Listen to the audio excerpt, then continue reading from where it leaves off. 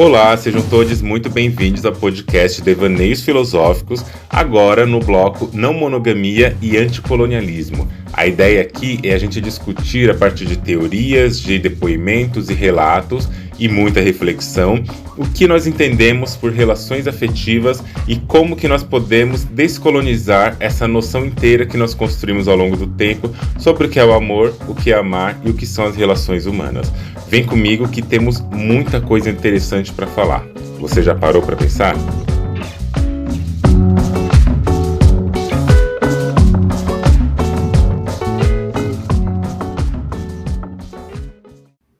Hoje a gravação vai ser um pouquinho diferente, porque eu vou fazer, na verdade, vou trazer para cá uma entrevista que eu concedi para estudantes de jornalismo. E eu vou responder a 3 perguntas que me fizeram por escrito, e eu vou responder em forma de áudio. E vou deixar aqui essas respostas, porque acho que é um bom caminho da gente começar, esse nosso percurso, que vai discutir o que é não monogamia, o que é monogamia, como que essas relações afetivas, e não apenas afetivas, mas socio-históricas, e que são econômicas, são políticas, educacionais e assim por diante, como que isso interfere na nossa sociedade, como que a gente lida com isso hoje. Então vamos lá discutir um pouquinho sobre não monogamia, monogamia e sociedades. Como que a gente pode entender melhor a partir daí. A primeira pergunta é o seguinte: quais são os principais aspectos socioculturais que influenciam a aceitação ou rejeição de relacionamentos não monogâmicos em uma determinada sociedade? Para a gente começar falando dessa primeira pergunta, é importante a gente resgatar também o que é isso que se chama de não monogamia. Só que antes de falar do que é não monogamia, embora ela venha bem antes das questões que a gente entende enquanto monogâmicas, a gente precisa também entender um pouquinho sobre o que é falado de monogamia. E aqui cabe uma distinção, que monogamia não é a mesma coisa que poligamia. Poligamia também não é a mesma coisa que não monogamia. Muitas pessoas falam que a não monogamia é uma poligamia feita hoje nos tempos mais atuais. Outras pessoas vão dizer que a poligamia são várias monogamias. E não, cada coisa é uma coisa diferente, Na poligamia, por exemplo, estados e nações que têm a poligamia como algo autorizado por lei ou então não muito questionado, é onde pode acontecer uma relação matrimonial onde tem um homem e várias mulheres na poliginia, ou um homem ou uma mulher e vários homens na poliandria. Isso não significa que cada relacionamento ali funcione como uma monogamia. Não é cada relacionamento ali dentro que vai ser um relacionamento monogâmico. O conjunto todo é um relacionamento, e existem hierarquias, existem prioridades em outras ordens, em outras formas de acontecer. A monogamia, acredita-se que seja o lugar onde o relacionamento acontece ao menos ou somente aos pares. Ou seja, a monogamia é um relacionamento que acontece aos pares, onde uma pessoa se casa com a outra num regime fechado, no qual a exclusividade afetiva e sexual pertence só àquela relação. Vamos discutir isso porque não é exatamente assim. Mas de onde vem esse lugar onde se acredita que a monogamia é um lugar, é o movimento, é o relacionamento, o formato ideal para as pessoas? Muitas pessoas recorrem à biologia. Vão pegar exemplos de animais, principalmente o rato da pradaria, algumas espécies de peixes, caso tenha algumas espécies de mamíferos, e vão ali querer dizer que os animais praticam a relação monogâmica porque se relacionam aos pares, somente aos pares para sempre. Muitas pessoas recorrem à natureza, falam que é natural porque foi Deus que criou assim, para quem acredita em Deus, e que, portanto, o comportamento que vai produzir novos seres humanos, vai reproduzir seres humanos, nascer seres humanos, é a monogamia. E nessa lógica, as pessoas esquecem de um dado importante, que de todas as espécies animais que a gente conhece, cerca de 3 3 ou 5% dos animais são, entre aspas, monogâmicos, porque eles não têm instituições de casamento como seres humanos, né, no formato que a gente tem. Então, entre aspas, monogâmicos, de 3 a 5%. E que, para além disso, tem toda uma narrativa religiosa e uma narrativa que vai ser construída também a partir da religião, mas sobretudo da construção e do ideal de família burguesa, na sua ascensão ali na Europa, na época que ascende a burguesia, quando está se desfazendo o regime feudal. E não que não existisse antes, mas essa família, esse modelo de família é colocado sobretudo a partir da ótica burguesa. Pois bem, nesse momento, na ascensão da burguesia, a ascensão dos ideais de família, quando isso vai crescendo e sendo transformado ao longo do tempo, nós vamos construindo um modelo onde se acredita mesmo que para ter uma vida considerada legitimada socialmente, ela vai se tornar uma vida monogâmica, uma família nuclear. Só que, na verdade, vem até antes disso. Se a gente quiser, por exemplo, pegar uma parte que está no livro Negritude e Não Monogamia, de um amigo chamado Juan Fernandes, vai ter ali escrito que a monogamia, vocês podem entender assim, né? Que a monogamia, ela antecede o que a gente considera como era moderna, ali do século XVII em diante. E ela vai ser uma consequência de uma invenção da propriedade privada, e isso é muito fundamental. E um dos pilares da objetificação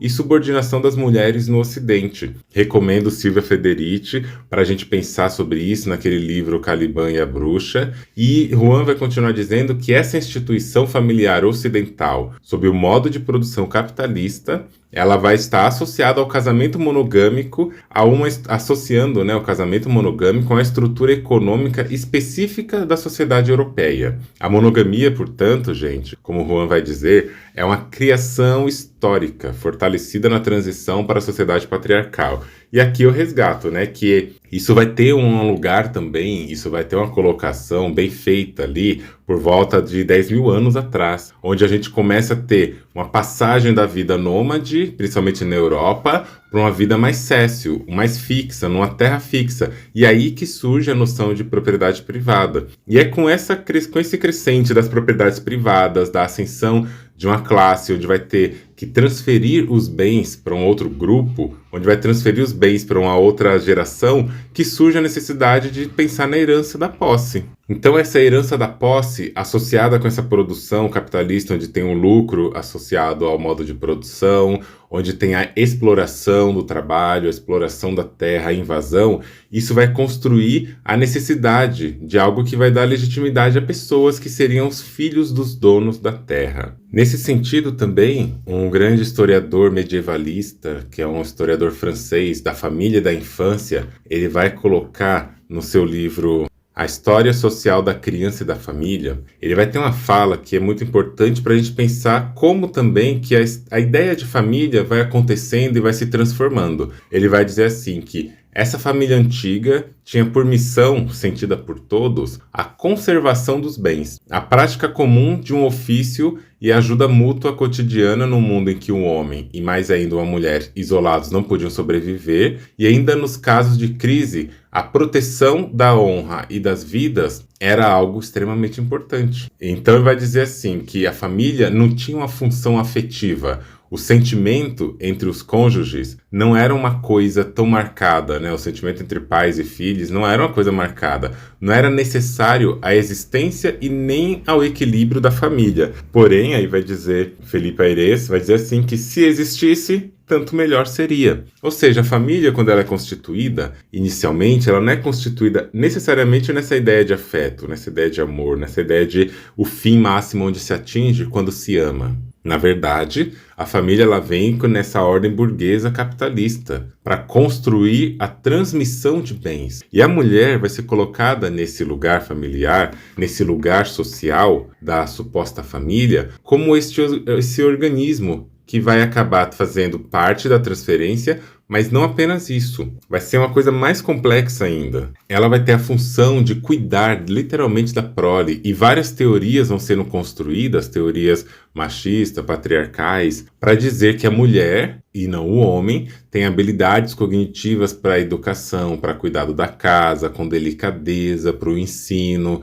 para essas coisas todas que vai tirar o homem desse lugar e vai colocar alguém para cuidar do seu trabalho, do seu serviço, da sua vida e da sua carreira também. Então a monogamia ela vai sendo transformada conforme se transforma também os sistemas de parentescos, que já são diversos, são variáveis, o que implica, por sua vez, uma distribuição de poder. Vai servir não apenas para regulamentar ou organizar a vida econômica, política ou religiosa, mas para regulamentar descendência e aliança. Então, mudanças estruturais, institucionais, como, por exemplo, a crescente influência da Igreja, quando a gente tem o colonialismo, a invasão dos povos, a invasão de europeus em povos de outros continentes, por exemplo, aqui na chamada América, aqui no então atual Brasil, quando tem o processo de invasão europeia aqui, essa colonização, a Igreja Católica vem junto. O projeto jesuítico, que vai ter toda uma influência de catequese, de querer consertar, dar lei e dar fé para essas pessoas daqui, é esse processo onde a igreja também entra junto com todas as dinâmicas que a monogamia vai instituir ao longo do tempo. E desde o Renascimento, lá na Europa, da Reforma Protestante, a Revolução Industrial, isso tudo também vai implicar mudanças no próprio conceito de família. E conforme uma coisa se modifica e se transforma, ela vai levando consigo outras mudanças que vão se espalhando pelo mundo conforme a colonização acontece. Então, quando a gente pensa em fatores socioculturais, aspectos socioculturais que influenciariam, por exemplo, a aceitação da monogamia, vamos falar disso primeiro, vai ter toda essa construção em cima dos papéis de gênero, porque também é no século XVIII onde se começa a se produzir teorias médicas, teorias psicológicas, sociais, históricas e antropológicas sobre a diferença entre o homem e a mulher. Essas diferenças vão construindo lugares onde cada uma dessas pessoas, dessas categorias habitam, serviços que são dispensados e atribuídos a cada uma dessas categorias, e a partir daí a gente vai ter como que a monogamia ela é instituída para que dentro do cenário, dentro do imaginário coletivo, ela seja tida como algo natural. A monogamia sendo colocada como algo natural, como algo divino, como algo que deva simplesmente acontecer porque esse é o melhor formato, é muito colocado a partir de instituições bíblicas, religiosas, e quando a gente vê o processo de colonização, que as pessoas europeias colonizadoras vão chegar em países e lugares que não são colonizados ainda, uma das primeiras coisas que vão fazer depois de invadir a terra e de matar pessoas é propor modos de vida que sejam considerados civilizados. Estes modos eles vão passar pelo gênero, pela raça, vão passar pelo formato, como a relação acontece. Então, dentro de uma sociedade que é uma sociedade que foi colonizada por europeus, a trazida da lógica monogâmica vai querer impor sobre a população daqui os modos de se relacionar que são mais puros, mais limpos. Como diz na Bíblia cristã, Paulo vai falar que se você não pode conter o seu pecado, é melhor que você se case. Pecado seria você ter relações sexuais com outras pessoas, né, antes do casamento. E Foucault vai falar isso também na História da Sexualidade 4, As Confissões da Carne, que também o casamento foi instituído para que a parceria seja junta, aquelas que vão controlar juntamente no par, no afeto, o fogo, né? Não fala com essas palavras, mas o fogo, o desejo, a carne da pessoa. Então o casamento ele é colocado nesse lugar higienista de limpeza do desejo, porque o cristianismo, o purismo colonial, ele também atua no nojo produzido em relação ao próprio corpo e os desejos, e ele vai produzir isso dizendo que quem não se purifica, quem não se resguarda, quem não tem um voto de castidade, está em contaminação. E aí entra, talvez, uma resposta que a gente pode pensar quando a gente se pergunta quais são os fatores socioculturais que influenciam a aceitação ou rejeição, por exemplo, da não monogamia em uma determinada sociedade. E eu diria que os fatores que fazem a monogamia acontecer são todos esses, né? A crença, a ideia de o sexo funcional para reprodução. Então a reprodução ela é só feita a dois, e esse a dois tem que ser cisgênero e heterossexual. E o que faria a aceitação ou rejeição da não monogamia é o próprio fato de que, uma vez instituído colonialmente e ao longo de toda a história que a gente tem a partir da colonização, que a monogamia é o ideal, tudo que foge isso é um lugar de sujeira, um lugar de pecado e um lugar de não civilização. Então os aspectos mais fortes nessa marca seria o aspecto de religião, a religião instituída pela colonização seria um desses, o próprio nojo, o nojo, que é um nojo moral, existem 3 tipos de nojo, né? Que eu falo muito na minha pesquisa.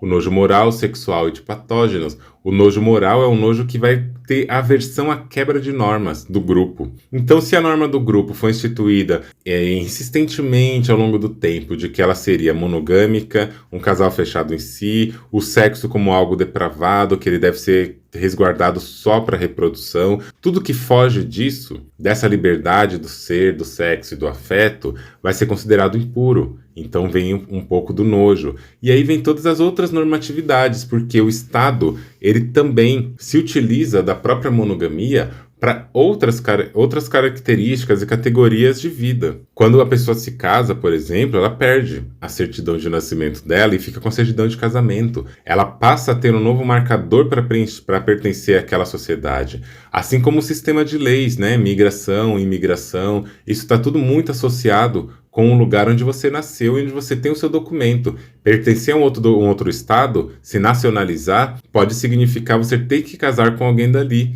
E alguns países vão tirar sua nacionalidade caso você se case com uma pessoa de outro país, porque você vai passar a ganhar a nacionalidade de lá. E também é uma legalização de modo heteronormativo e homofóbica, porque o casamento ou a relação de matrimônio homoafetiva ainda está em tramitação. Já tiveram projetos de lei para proibir isso, alguns países proíbem. E aí depois a gente vem a regulação sexual, do controle dos corpos, manutenção da religião cristã. Então tudo isso vai participar do conjunto enorme de práticas que nós vamos chamar de colonialismo, e é o colonialismo que vai instituir a proibição da não monogamia em determinadas sociedades. E quando a gente olha para as sociedades aqui, dos povos originários aqui do Brasil, que era antigamente nem chamava assim, povos originários do continente africano, da América que está mais ao norte, povos do continente asiático, esses povos, essas populações, eles viviam em outro regime,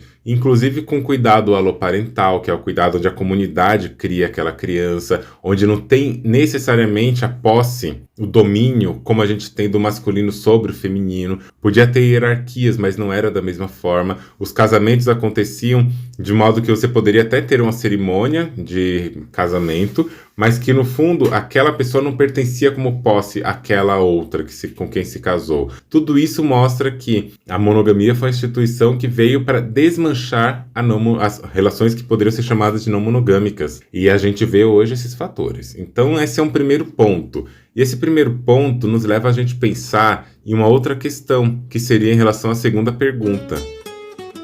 Como os valores e normas culturais relacionados ao relacionamento monogâmico influenciam a percepção e aceitação dos relacionamentos não monogâmicos em uma sociedade?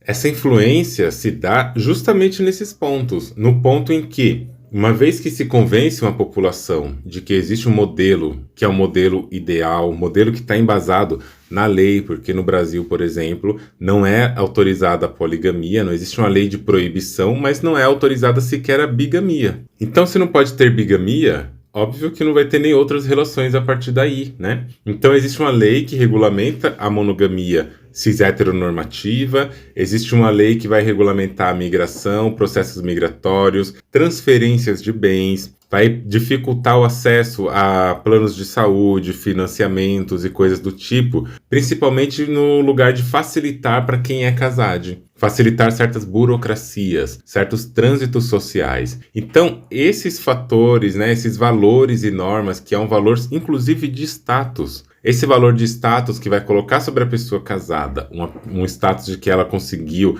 atingir um ideal de família. A gente teve agora há pouco no Brasil, né, esse problema que foi chamado bolsonarismo, que não foi inventado com Bolsonaro, mas foi muito reafirmado. E qual que era a frase de efeito que esse governo tinha? Qual que era o bordão do governo? Que no fundo virou até o slogan da campanha bolsonarista, né? Deus acima de tudo, Brasil acima de todos. E aí, um grande lugar onde esse bolsonarismo foi acrescido, foi fortalecido e que ele ganhou muita massa das pessoas é que Deus veio sempre ali dentro desse lugar, dessa fala, porém a família era o grande alvo de proteção do governo. A família, a ideia de família, os valores familiares constituídos pela monogamia, constituídos pela colonização, pela religião, eram valores que colocavam acima de questionamento de qualquer pessoa. E não são apenas os valores religiosos que vão instrumentalizar esse acesso, que vai influenciar a percepção ou aceitação de relações monogâmicas e não monogâmicas. O que vai facilitar também é uma perspectiva capitalista,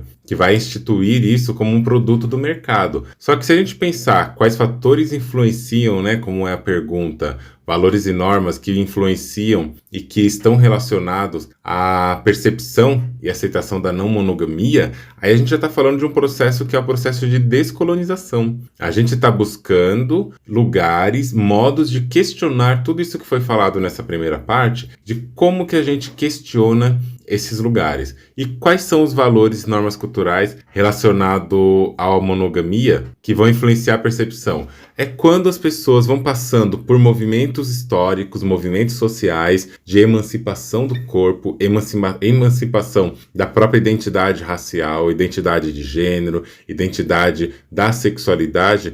Esses valores e fatores vão participar culturalmente de uma ascensão de uma revolução. Não que essa revolução ela vai ganhar um lugar maior do que o colonialismo, mas que grupos, a partir, por exemplo, de questionamentos feministas, a partir de questionamentos sobre raça, questionamentos sobre corpo e corporeidade e sobre neurodiversidade, vai ganhar um lugar de discussão onde o corpo vai ser disputado, como sempre, o corpo sempre está sob disputa. E quando a não monogamia, o movimento da não monogamia se olha no espelho e vê essas coisas que acontecem na sociedade em relação à colonização, essa privação do próprio desejo, do próprio corpo, esse movimento se sente influenciado por estes aspectos para questionar as próprias práticas monogâmicas. Então, os relacionamentos não monogâmicos, que aí a gente poderia ter duas leituras a respeito disso, eles vão ter participações diferentes nas lutas contra um sistema da monogamia.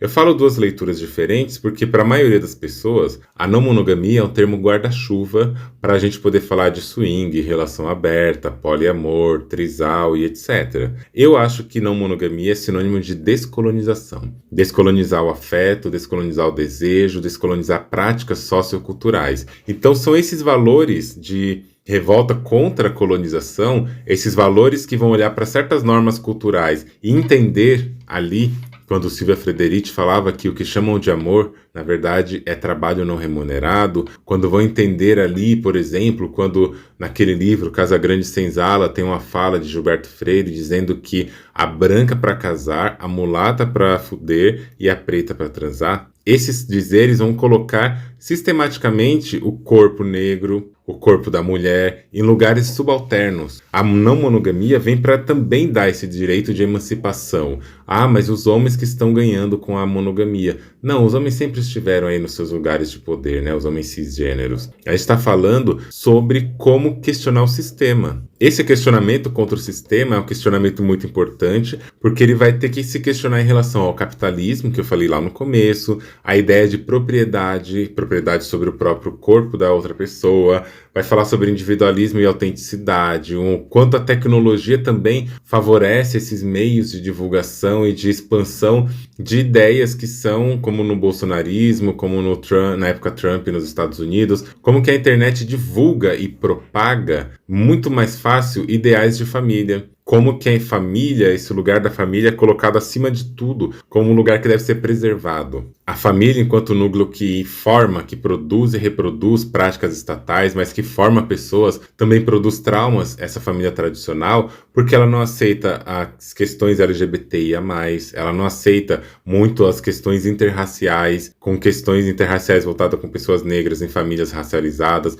ou em famílias brancas, colocando isso em um lugar de racismo. Então a família é um grande núcleo que quando esse núcleo bebe das fontes históricas e se fortalece, é um fator que vai virar um modo de combate para outras pessoas que querem questionar a monogamia. Então são esses valores sociais, são essas normas culturais que estão associadas diretamente à monogamia, que por sua vez vão influenciar movimentos poliamoristas, movimentos não monogâmicos descoloniais, que é o qual eu entendo que para mim faz mais sentido pensar, em relação aos relacionamentos não monogâmicos enquanto serem aceitos ou rejeitados numa sociedade. A gente está falando de muitas coisas que devem ser questionadas, devem ser pontuadas e devem ser colocadas assim no horizonte para a gente dizer a monogamia foi uma instituição colonial. Como que eu posso fazer dela uma instituição não colonial? E bom, para a terceira pergunta, a gente fica com uma coisa que é o que é evoluir.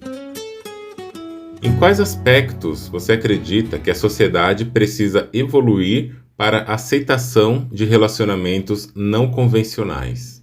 Eu acho que o primeiro ponto é a gente pensar que não existe um caminho de evolução se a gente estiver falando de progresso e melhora. Evolução vem mais da biologia, que significa mudar conforme o tempo. E não existe um caminho certo e errado para isso. E se a gente quiser pensar em fatores ou aspectos que podem fazer uma sociedade avançar nas pautas em direção a relacionamentos não convencionais, as primeiras coisas que podem acontecer no sentido cultural, principalmente, é mudar essa noção de nojo em relação aos corpos, nojo em relação a poder ter sexo casual, ter relacionamentos afetivos múltiplos, e essa noção principalmente de que existe uma regra da natureza em que o ser humano foi feito para reproduzir e que o ser humano tem que reproduzir o homem com a mulher e o casal tem essa função e logo o sexo no casal tem essa função. Porque aí para de se pensar que a família é uma instituição reprodutiva, como se acreditou ao longo de muito tempo. Então, partes para se avançar em direção a relações não tradicionais, que foi a maior parte do tempo, né, dos relacionamentos que aconteceram, foram não tradicionais, não convencionais. O primeiro passo é a gente começar a desmanchar essas noções centrais de família, família nuclear, essas noções centrais de que existe um funcionalismo do sexo, enquanto algo que deve ser feito para reprodução. A gente sabe que nem todo mundo que transa reproduz, né? Imagina se toda transa tivesse como resultado uma criança, ou se só pudesse transar se fosse para reproduzir, como já se instituiu por muito tempo na religião cristã, por exemplo. E a coisa que eu acho extremamente importante de pensar quando a gente fala em progredir, né? Progredir não é a palavra boa, na verdade. Quando a gente fala em avançar nas pautas, é que mesmo o movimento feminista, com a sua importância incontestável na nossa sociedade para questionar machismo, patriarcado, questionar esses lugares de gênero e lugares de papéis sociais no nosso mundo, mesmo com tudo isso, nós ainda vemos com muita assiduidade, com muita intensidade, muitas mulheres ainda defendendo a monogamia. Mesmo a monogamia sendo essa instituição, como a gente viu, que está longe de priorizar a mulher em qualquer instância. O máximo que tem a ver com o gênero, assim, no sentido de priorizar, é que vai priorizar a mulher branca em relação a outras mulheres, principalmente em relação a mulheres negras. Mas não é nem sobre isso. Quando a gente vê o feminismo ainda não batendo nessa tecla de quebra da monogamia, a gente percebe o quanto que a monogamia está tão profundamente enraizada na noção de que ela é o caminho necessário e o caminho adequado. Por quê? Porque talvez falte um questionamento profundo, ou então falte a força, né, de olhar ali para aquele lugar e pensar: poxa, a história construiu a monogamia, a história colonial construiu a monogamia nesse lugar. Construiu a monogamia nesse lugar onde ela favorece totalmente, inteiramente o patriarcado. O patriarcado, que é esse lugar contra o qual o feminismo luta historicamente, ele está profundamente ligado com a ideia de monogamia. Porque, ao contrário do que as pessoas pensam, eu repito, monogamia não é sobre exclusividade sexual. Monogamia não é sobre você poder transar só com uma pessoa. É sobre você também ter outros acessos sociais de fronteira, de sociedade enquanto condições religiosas, inclusive, e você poder pensar nisso dentro de um lugar em que a monogamia seja colocada em questionamento. Por exemplo, recentemente eu publiquei um texto com uma amiga e chama Entre o Controle de Corpos e Fronteiras, a cruzada monogâmica na regularização migratória no Brasil. Tá para ser publicado já, acho que sai já esses próximos meses. E o que acontece é, monogamia não é sobre o casal, é sobre Estado, é sobre política, é sobre propriedade privada, é sobre um trabalho, como falamos, não remunerado. Quando as críticas se voltarem para isso, quando as críticas se voltarem para olhar a monogamia nesse lugar não de reformar, a gente não pode reformar a monogamia.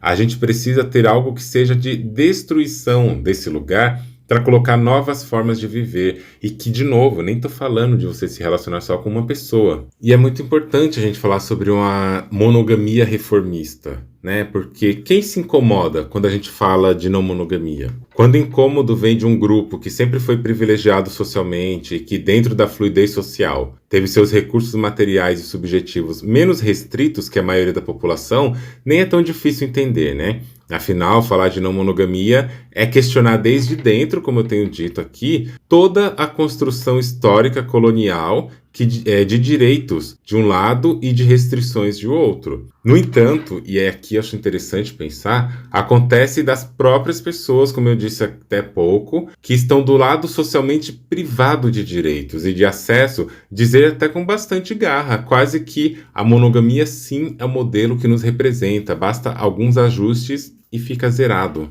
E até tem pessoas que falam isso mesmo quando não concordam com a monogamia, mas ainda insistem numa certa reforma. Um sistema, gente, um sistema afetivo que não foi elaborado em nenhum aspecto para compreender a existência de corpos dissidentes, nunca será um espaço saudável para corpos dissidentes. E incluo aqui também corpos de mulheres, de modo geral, que a monogamia tem uma apropriação do trabalho e da dedicação. Eu digo que não é um espaço saudável para o corpo nenhum, mas eu vou ficar no meu campo, né? E penso em você. Dialogue sobre como que isso acontece em relação a outros corpos. E, obviamente, que querer repensar a monogamia é um direito de todas as pessoas. E não sou eu que vou dizer o contrário. Mas eu digo isso mesmo discordando, mesmo achando que é a mesma coisa que pensar numa reforma do patriarcado sem excluir o patriarcado, ou reformar o racismo se adequando à existência de pessoas negras e mantendo ainda pessoas racistas, só que de um jeito agora reformado. Eu digo até mais, essa reforma ela é um trabalho batido, de tanto que ela já vem sendo feita. Desde as grandes navegações até o período atual, até hoje, o colonialismo tem reformado as próprias maneiras de colonizar. E vamos lembrar de uma coisa, né? O colonialismo ainda não acabou. As relações econômicas, afetivas, educacionais, trabalhistas, geopolíticas,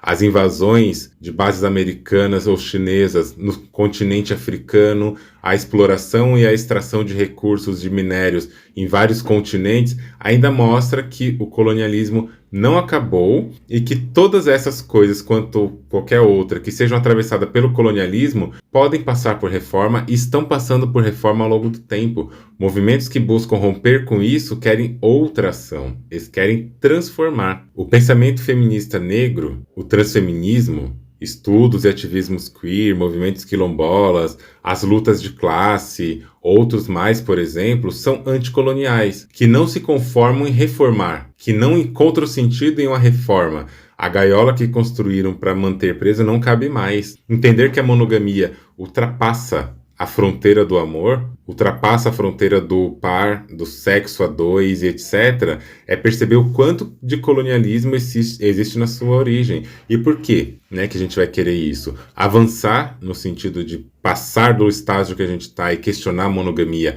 sentido relações não tradicionais, só vai ser feito quando a gente tiver um movimento de transformação. Em quais aspectos que seriam? Nesses aspectos todos de questionar desigualdade de gênero, questionar a cisgeneridade, a heteronormatividade, questionar o papel da religião no Estado e como ele controla e manipula as leis, mesmo se considerando um país laico, pensar como as leis estão atuando no sentido de favorecer a monogamia e pensar em todos esses aspectos, né? E principalmente em como que a ideia de amor romântico ela ainda tem sido potencializada. Como que o amor romântico, surgido muito tempo lá na Europa, muito fortalecido na época do trovadorismo, lá no século XII mais ou menos, e muito forte no romantismo, aí a gente vai perceber que essas engrenagens, essas ferramentas estão presentes na mídia, nos filmes, nas divulgações de relacionamento, quando se fala de amor, Dia dos Namorados e tudo mais.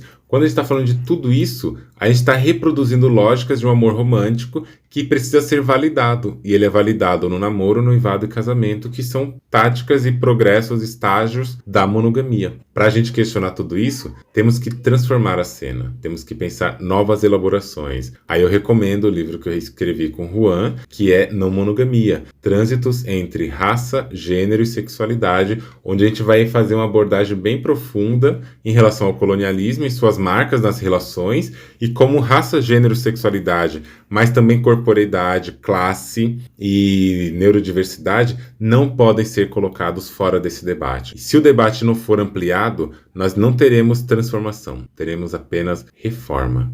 Essas foram as respostas, discussões, comentários. Deixe também suas dúvidas aqui, segue a gente no Instagram, andreone.medrado, e vamos conversar mais e mais sobre isso. Você já parou para pensar? Então é isso, minha gente. Ficamos por aqui.